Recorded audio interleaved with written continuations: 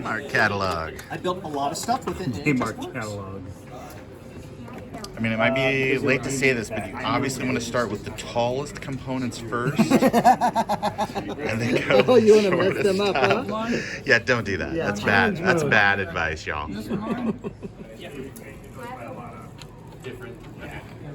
Later, I don't think so right now. I don't know where to start.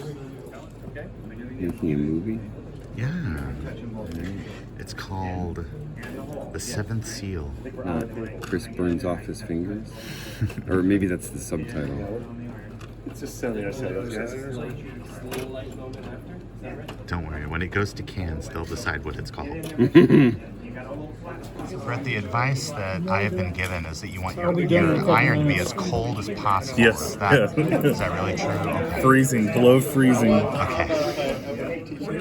All right. Just for a second. Yeah, they had them. And I may have some more.